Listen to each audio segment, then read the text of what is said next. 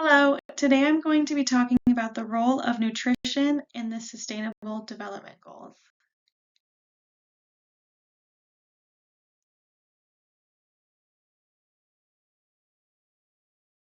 So, what are the Sustainable Development Goals? There is a 2030 Agenda for Sustainable Development that was adopted by all United Nations member states. And the agenda is a blueprint for peace and prosperity for people now and into the future. In order to meet that agenda, there are 17 Sustainable Development Goals, and each of those goals have targets. The goals are made to be extremely ambitious, and they are also supposed to be integrated and indivisible.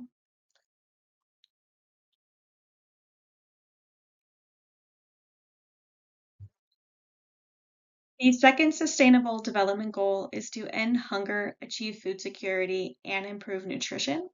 In order to achieve that goal, targets 2.1 and 2.2 were put into place to end hunger and malnutrition.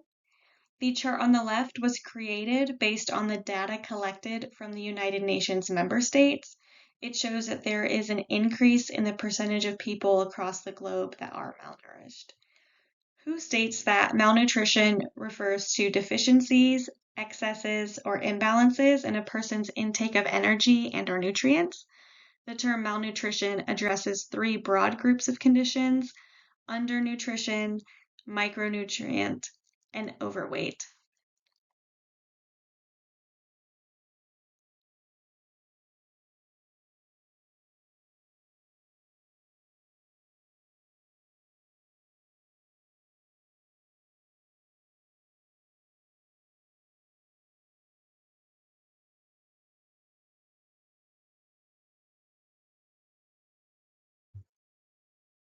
The second goal clearly states that there needs to be an improvement in global nutrition, but without adequate nutrition, none of the Sustainable Development Goals can be achieved.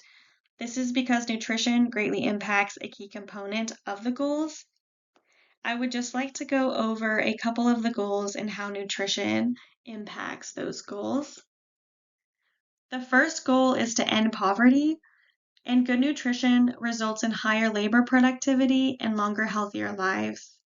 It also increases future earning potential. The third goal is to ensure healthy lives and promote well-being for all, and good nutrition significantly reduces the risk of illness and mortality. The eighth goal is to promote sustained, inclusive, and sustainable growth, full and productive employment, and decent work for all. And nutrition stimulates economic growth by improving the mental and physical productivity of the labor force.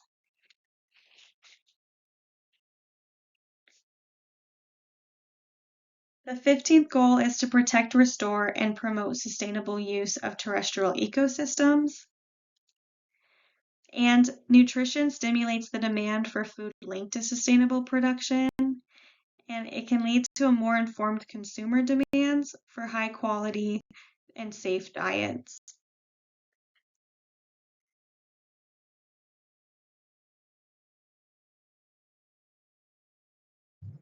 Despite the fact that nutrition significantly impacts each of the Sustainable Development Goals, the global community has not clearly defined nutrition. They have defined malnutrition, and they focus on nutrition as it relates to food. There are criticisms that nutrition has been too focused on food.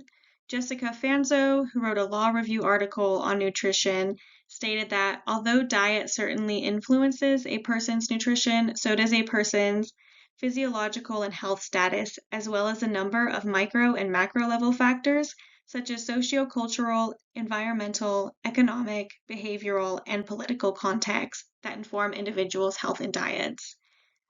And Rafael Perez Escamilla has wrote about the frustrations the public health sector has due to nutrition being so closely tied to food security without looking at all of the other factors that affect nutrition security.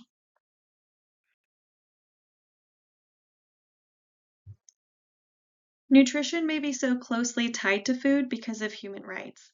There is no human right to nutrition. However, there is a human right to food. The International Covenant on Economic, Social, and Cultural Rights is the most noteworthy treaty on human rights.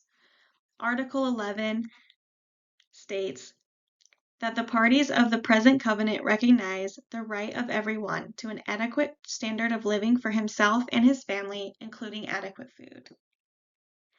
The Committee of Economic, Social, and Cultural Rights has stated that the right to adequate food is realized when every man, woman, and child alone or in the community with others has physical and economic access at all times to adequate food or means for its procurement, and the right to food is not to be interpreted in a narrow or restrictive sense, which equates it with a minimum package of calories, proteins, or other specific nutrients.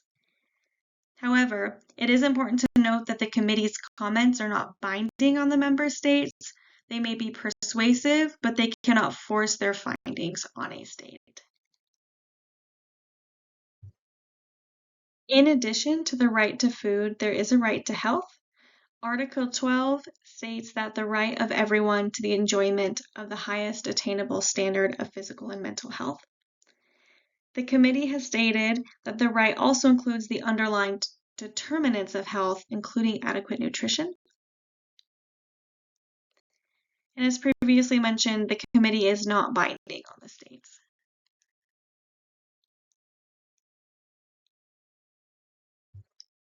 There have been 3 proposed solutions for the global community's lack of clarity of nutrition. The first is that nutrition should be a human right. It would not only define nutrition, but would allow international law to enforce the right of nutrition. The second is to have a nutritional framework that clearly defines nutrition and will guide research and practice work. The third is to add a sustainable development goal to achieve nutrition and to clearly include nutrition in the current sustainable development goals. In conclusion, nutrition impacts all of the sustainable development goals, and nutrition and its factors need to be clearly defined in order to achieve the sustainable development goals by 2030. Thank you.